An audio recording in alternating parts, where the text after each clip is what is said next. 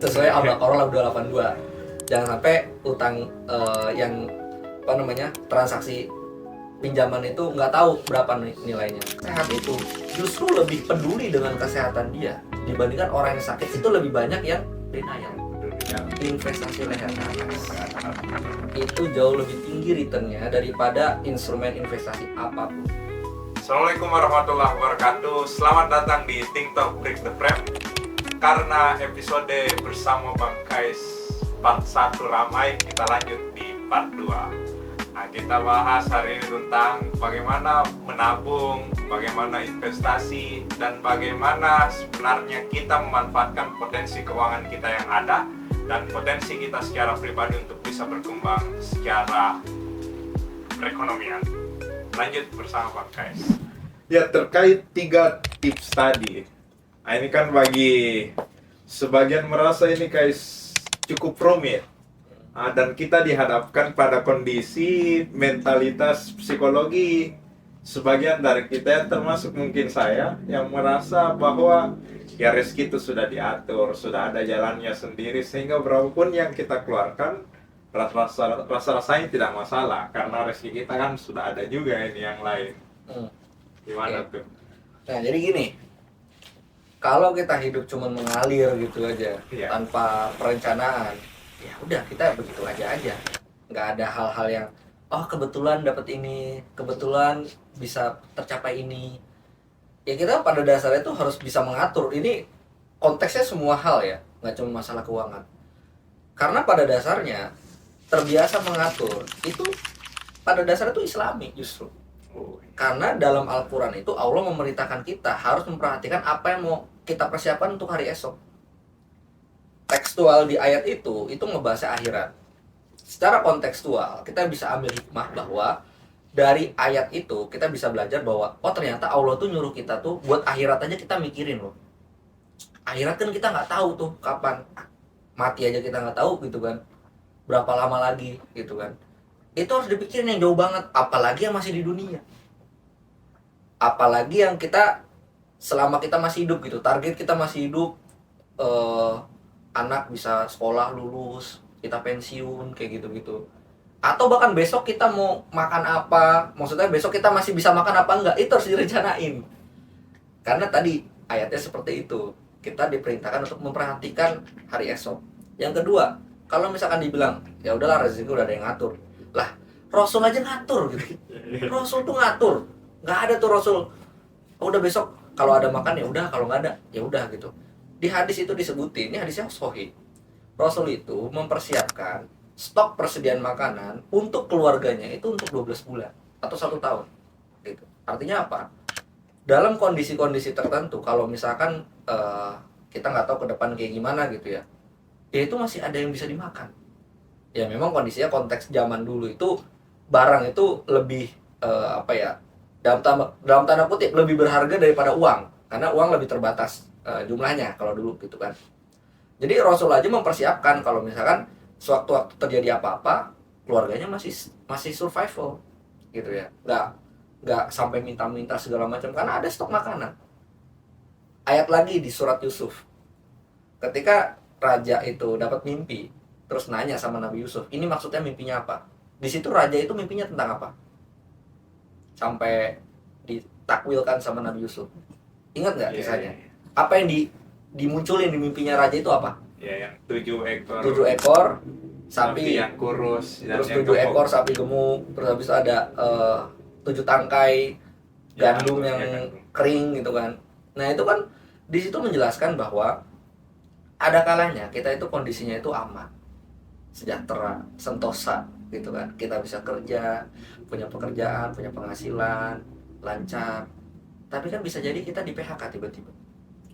Gitu. Bayangin saya dari 2020 sampai 2021 dalam periode 1 tahun itu mengalami 3 kali PHK. Kalau dihitung 1 tahun ya, tapi bukan berarti dari 2020 awal sampai 2021 awal, enggak. Maksudnya ada dalam periode bulan apa di 2020 sampai bulan apa di 2021 itu saya ngalamin 3 kali PHK. Pas era Covidnya banget itu gitu. Artinya kita nggak bisa ya udahlah gimana besok aja, gimana Allah kasih aja. Ya itu kalau misalkan kayak gitu dulu itu pasti Mesir itu paceklik udah bisa-bisa meninggal banyak.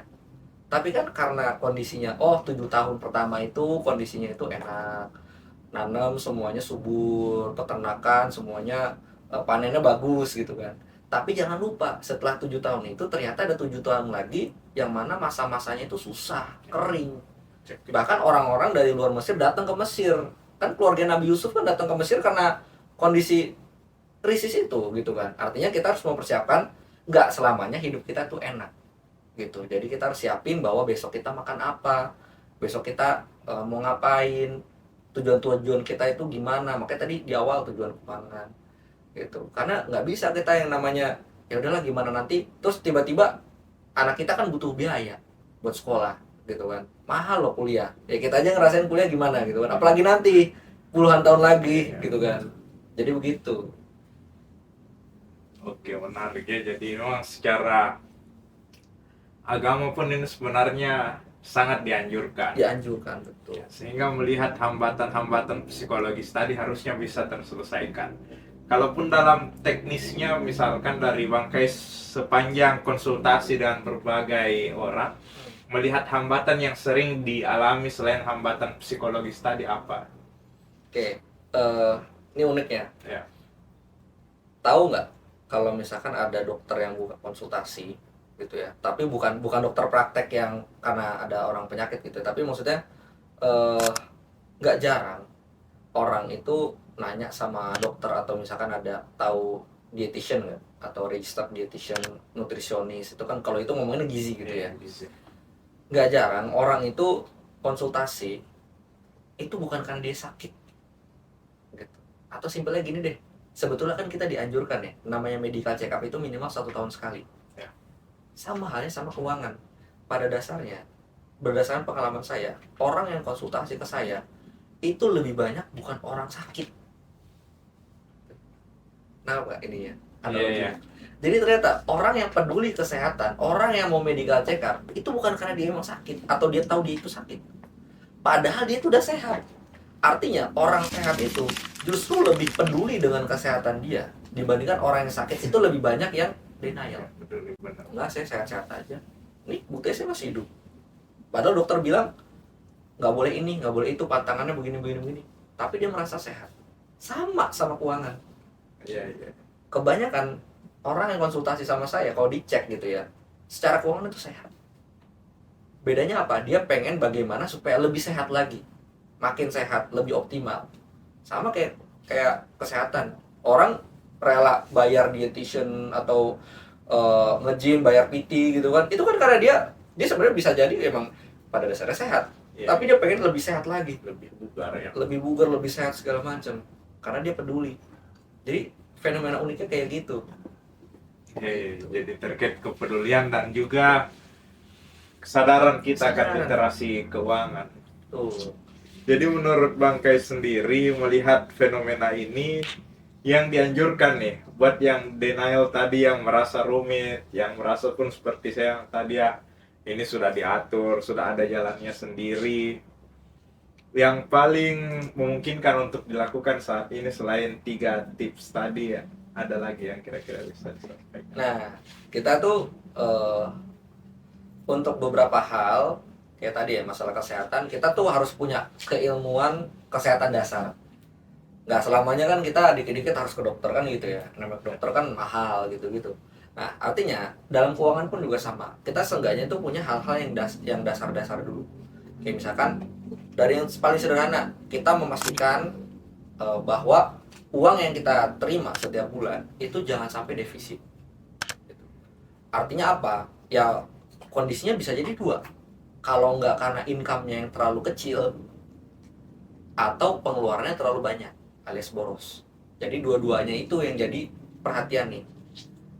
Kalau bisa dua-duanya dikerjain, naikin income, perkecil pengeluaran, gitu. Tapi jangan sampai terlalu pelit juga. Maksudnya frugal living sampai jadi sakit mah, tipes, kan nggak gitu juga gitu ya. Jadi hal-hal yang kayak gitu yang bisa dilakukan. Pastikan keamanan keuangan. Terus satu-satu tuh, karena keuangan itu kan berstep-step ya, dari mulai bisa nabung, terus habis itu dia terkontrol utang maupun piutang. Nah ini uniknya juga, yang konsultasi sama saya itu yang bermasalah dengan utang itu lebih sedikit, tapi yang bermasalah dengan piutang hampir semua. Maksudnya apa? Hampir semua orang itu punya piutang dan piutangnya macet Benar. gitu. Karena apa ya? Karena nggak enakan. Iya. Ada temennya, ada keluarganya, pinjam dulu dong 100 gitu kan. 100 lama-lama banyak gitu. Nah, itu harus dikendalikan. Jadi ternyata nggak selamanya masalah itu masalah utang aja, ternyata piutang juga banyak. Gimana kita lebih bijak? Karena ada loh orang yang rela minjem buat minjemin lagi. Bayangin. Nah itu kan Benar. ilmu-ilmu kayak gitu kan, maksudnya mendasar sebetulnya.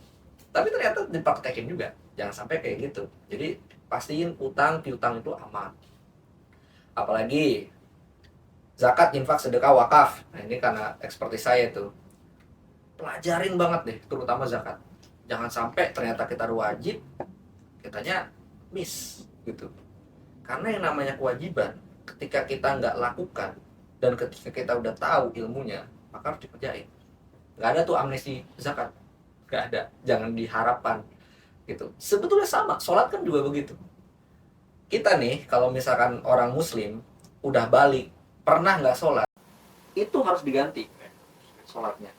Bahkan kalau misalkan orang itu murtad, orang itu gila, selama dia gila, ketika dia itu jadi normal lagi gitu ya, itu selama dia gila dikodok sholatnya. Zakat juga begitu. Kalau misalkan kita nggak ngeh selama ini ternyata kita itu punya kewajiban zakat, belajar dari sekarang gimana ngitungnya gitu. Tracking tuh berapa yang harus dibayar dari kapan kayak gitu. Jadi benar-benar penting banget. Jangan sampai kita fokusnya cuma yang penting sholat, yang penting puasa. Zakat juga jangan lupa gitu. Jangan cuma zakat fitrah doang gitu. Jadi diperhatiin semuanya. Terus hal lain apa yang juga sering di underestimate itu adalah dalam perencanaan keuangan. Ini saya ngomong karena harus holistik gitu ya, dari ujung sampai ujung. Selanjutnya yang ketiga itu adalah proteksi keuangan. Proteksi itu penting banget karena dia fungsinya itu bukan untuk nyari untung, dan dengan kita punya itu kita nggak rugi juga gitu. Jadi pada dasarnya itu melindungi supaya nggak makin parah, simpelnya begitu. Nah yang dimaksud apa? Dalam bentuk produk asuransi. Apa yang wajib? BPJS. Bahkan anak baru lahir itu harus didaftarin BPJS. Jadi BPJS itu wajib buat semua orang. Jadi nggak cuma sekedar pemerintah mewajibin semua masyarakat punya BPJS. Kita ngambilnya jangan seolah-olah kayak pemerintah maksain kita gitu. Itu manfaatnya jauh lebih banyak daripada iuran yang nggak seberapa loh. Jaminan kesehatan. Jaminan kesehatan itu penting banget. BPJS kesehatan, BPJS ketenagakerjaan gitu. Itu yang paling basic, paling mendasar. Baru nanti kita bisa bahas yang lebih jauh. Kayak misalkan orang udah punya tanggungan, itu penting punya asuransi jiwa. Orang yang belum punya tanggungan setelah punya BPJS atau bahkan punya asuransi kantor, itu sebaiknya punya asuransi sakit kritis. Itu tujuannya buat proteksi income pada dasarnya. Itu yang paling sering di underestimate dan paling banyak di kena black campaign, itu paling tidak syariah. Wah, asuransi syariah itu nggak ada asuransi syariah. Ya kita udah sering lah dengar misalkan bank syariah itu nggak syariah, investasi syariah itu nggak syariah.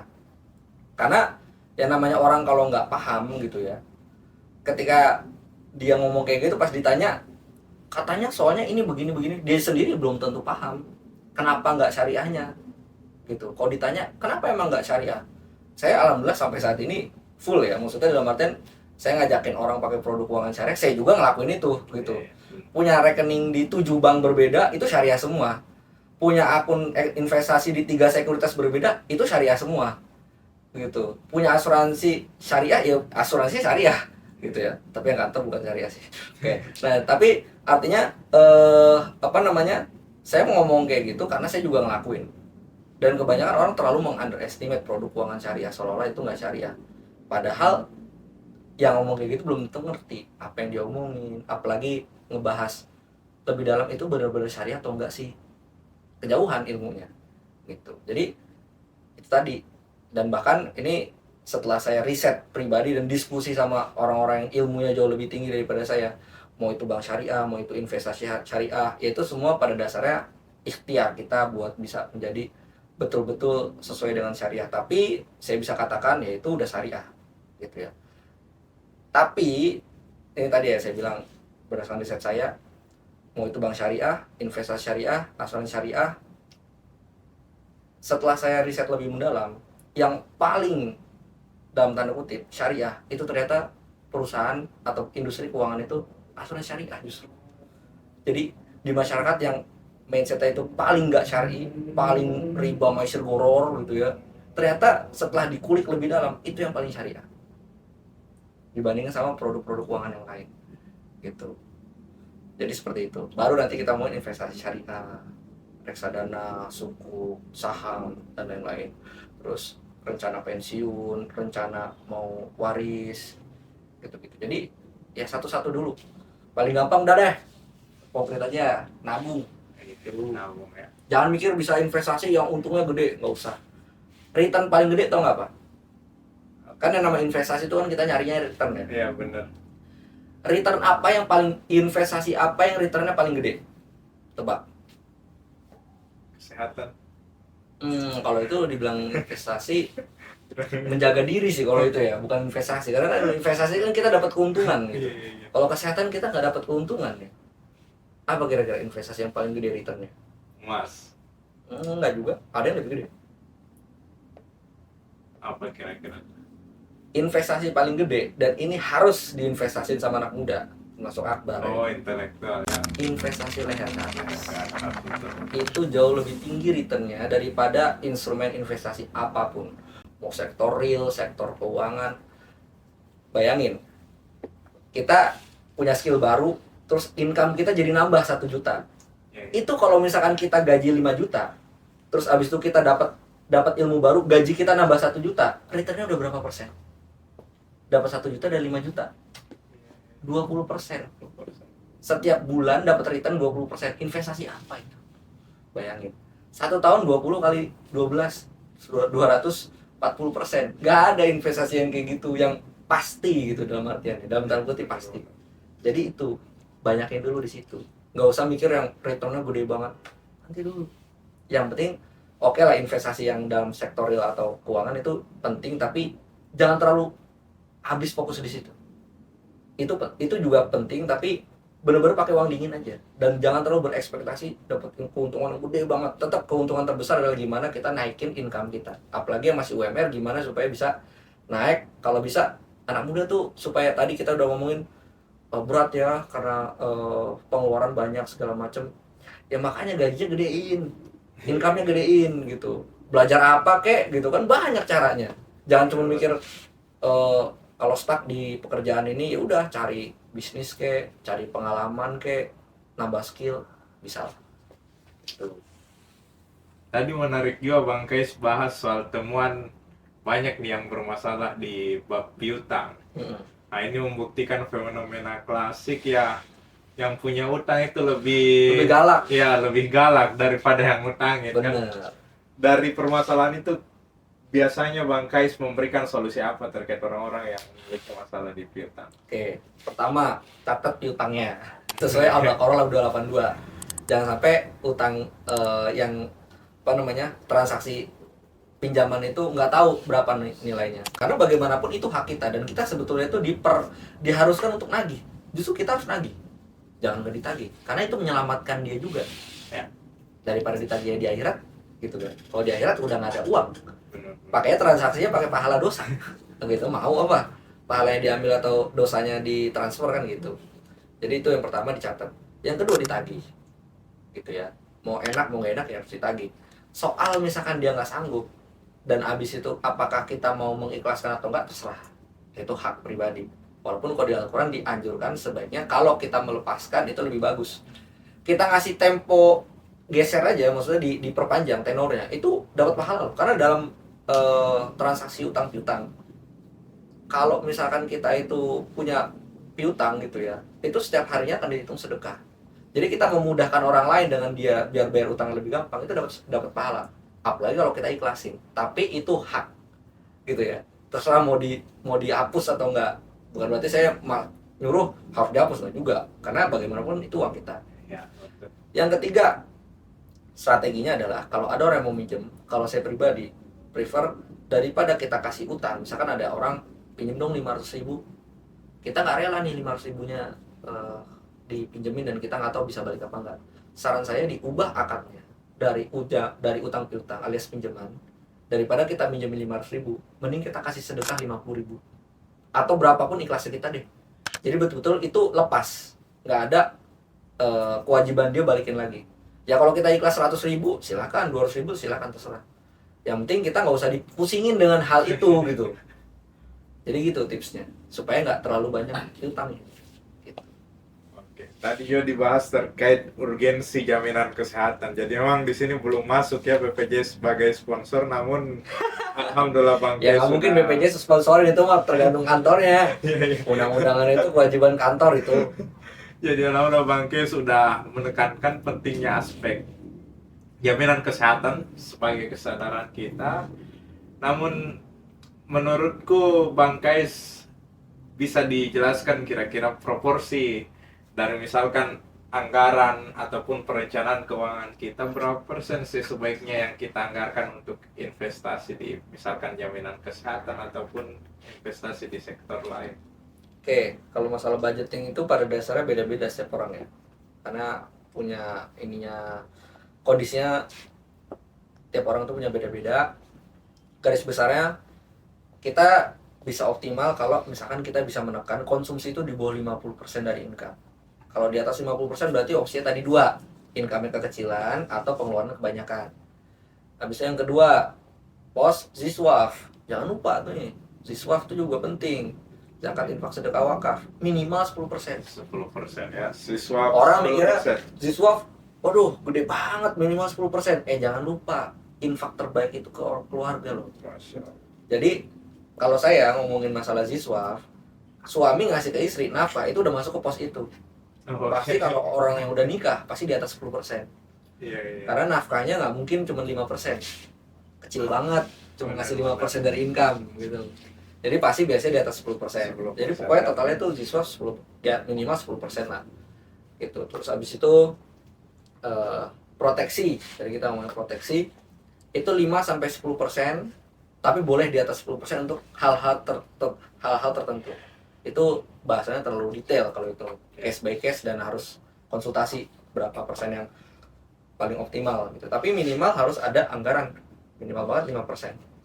Jadi kalau misalkan kerja belum dapat BPJS, bayar aja BPJS. Kelas 3 nggak masalah, yang penting punya.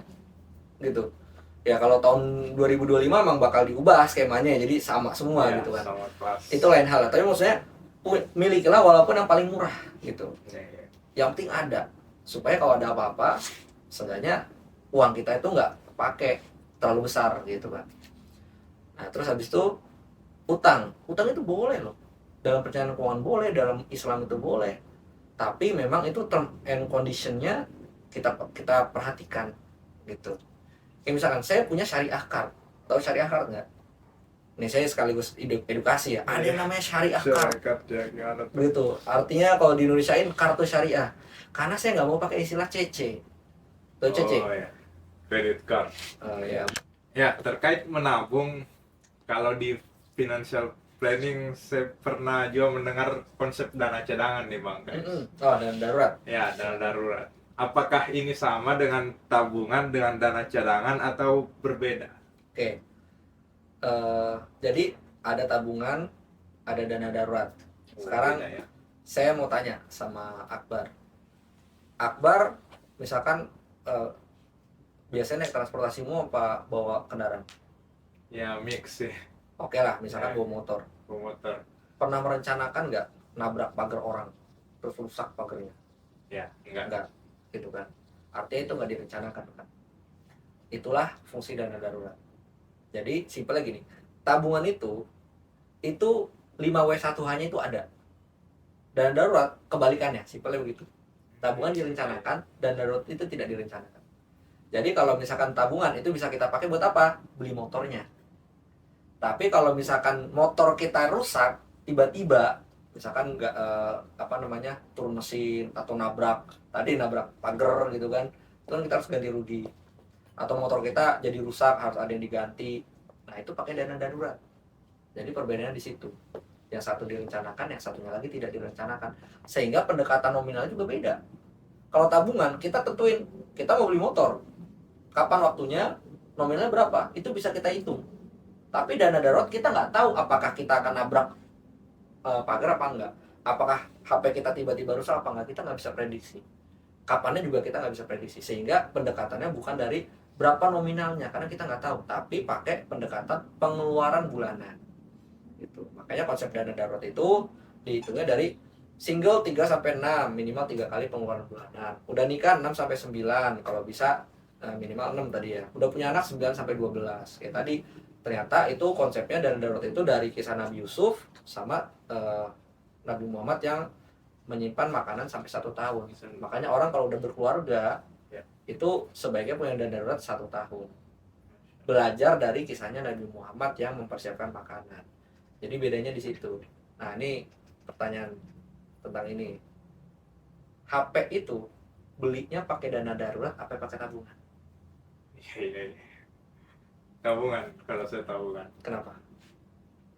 Karena fungsionalnya kan kita pakai dan memang lebih produktif kita Oke, pakai. bisa nggak pakai dana darurat? Soalnya kadang orang pakai dana darurat itu jadi Iya. jadi apa namanya? Bisa. Jadi pembenaran gitu. ketika- Oh, tiba-tiba tahun ini ada Coldplay. Ini cuman ada 1 kali, bisa jadi selama hidup saya. Jadi ini darurat sekali. Jadi saya harus beli tiket Coldplay gitu. Jadi seolah darurat itu didefinisikan seperti itu, padahal kan enggak. Iya. Nggak tepat kalau pakai dana darurat. Nah, tadi pertanyaannya HP bisa nggak pakai dana darurat? Bisa kalau HP-nya tiba-tiba hilang. Tuh. Jadi balik lagi, menggunakan tabungan atau dana darurat pun itu case by case. Barangnya sama, tapi bisa jadi yang satu cocoknya pakai tabungan, yang satunya lagi pakai dana darurat. Seperti itu. Iya. Jadi tabungan dan dana darurat ini adalah hal yang berbeda dan porsinya memang kira-kira pasnya seperti apa nih, Bang guys? Ya, kalau pasnya simpelnya gini lah. Kalau tabungan itu untuk target keuangan jangka pendek di bawah 1 tahun. Dan itu kan kita bisa ngitung sendiri, karena tiap orang beda-beda. Keinginannya apa, kebutuhannya apa. Kalau dana darurat tadi, pendekatannya punya tanggungan apa enggak. Iya. 3 bulan, 6 3 bulan, 6 bulan, sampai bahkan 12 1 tahun. bulan. Gitu. Ya, dan mampu menganggarkan dana darurat sampai 1 tahun itu adalah bagian dari sunnah juga ya. Ya, betul. Ya. Tapi pelan-pelan aja, nggak usah langsung harus berat 1 tahun. Cicil aja, nggak masalah. Kita masuk ke konsep tabungan. Nah, ini kan menabung tuh punya tantangan dan ya dinamikanya tersendiri. Menurut Bang Kais, kira-kira tipsnya untuk menabung baik kita yang ya penghasilan apa adanya Sekedar cukup gitu ya. Iya. Yang pertama, kita harus punya yang namanya sifat serba cukup. Kalau bahasa solehnya tuh qanaah ya. Kita harus punya sifat itu. Yang kedua juga yang perlu kita perhatiin adalah bersyukur gitu. Kita berusaha semaksimal mungkin, kalau dapat segitu kita bersyukur. Tapi bukan berarti syukur itu jadi seolah-olah membenarkan udah segini aja saya, nggak kayak gitu. Tapi berusaha dulu yang optimal, baru kita bersyukur sama rasa cukup. Nah, terus tips konkretnya gimana? Kok ini kan secara psikologisnya gitu ya, harus dimunculin itu. Kalau teknisnya adalah setiap kali kita punya pendapatan langsung dipotong di awal, karena tadi kita udah bahas budgeting. Makanya supaya tabungan kita itu nggak kemana-mana, udah langsung disisihin dari awal. Dan kalau bisa rekeningnya terpisah. Jadi yang namanya rekening tabungan dan dana darurat itu kalau bisa beda-beda. Zaman sekarang apalagi ada teknologi, misalkan ada kantong ini, kantong itu juga bisa. Ya pergunakan aja lah, produk-produk keuangan udah banyak yang keren kok, udah inovatif gitu. Yang syariah pun juga udah lengkap. Jadi apalagi alasan kita tidak menggunakan produk keuangan syariah? Jadi harus pakai produk keuangan syariah. Gitu. Masya Allah. Jadi terkait kantong-kantong tadi langsung kita potong. Kalau tadi kan dibahas di awal oleh Bang Kais 50% dari penghasilan, harapannya itu kurang dari 50% adalah konsumsi ya. Nah, konsumsi. Jadi dalam bab konsumsi ini ya apakah menurut Bang Kais itu paling minimnya atau paling idealnya berapa tuh? buat kita? Ya kalau itu baik lagi ya, kita nggak bisa nentuin angka berapa berapa bakunya gitu. Pokoknya kalau tadi saya makanya pakainya itu acuan aja, kisarannya di bawah 50%. Artinya kalau kurang ya kita tambahin lagi pendapatannya gitu.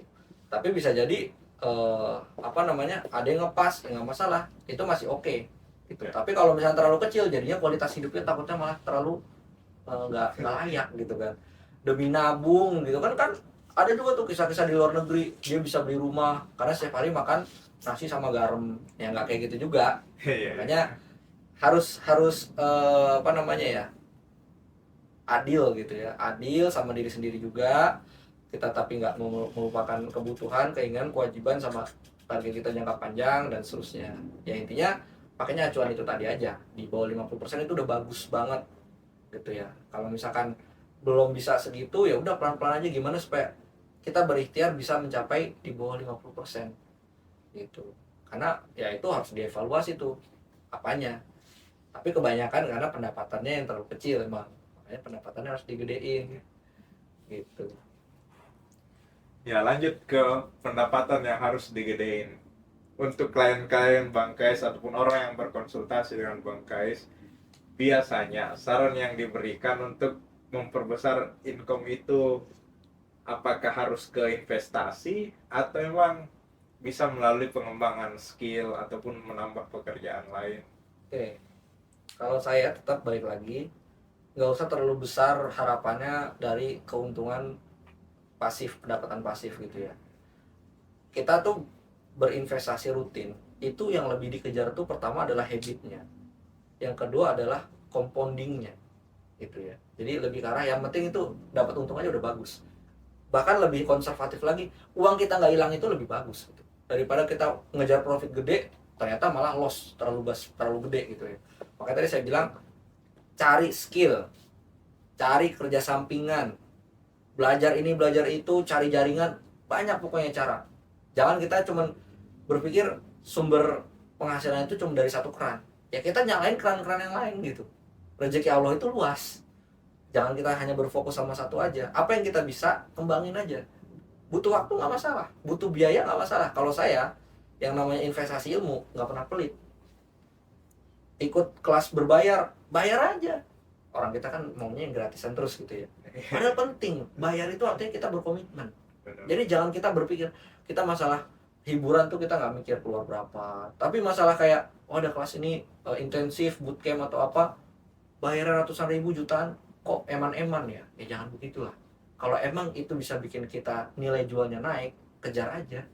Itu namanya investasi. Jangan kita mikir itu cost yang sia-sia. Saya pernah bikin juga tuh di feed. Cost yang sering dianggap sia-sia itu nanti bisa dicek tuh apa aja gitu ya. Iya, iya. Salah satunya ilmu. Banyak orang merasa beli buku, subscribe langganan apa, terus abis itu ikut sertifikasi, ikut bootcamp, itu seolah-olah tuh uangnya angus. Padahal enggak.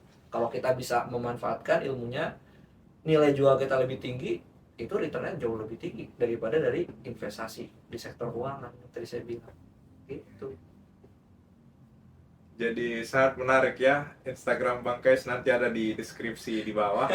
Kalau untuk investasi leher ke atas yang tadi dibahas oleh Bang Kais, nah ini selain pelatihan, buku, ataupun ada ilmu-ilmu yang menurut Bang Kais ini perlu dipahami teman-teman dan referensi-referensi pelatihan ataupun buku yang Bang Kais baca?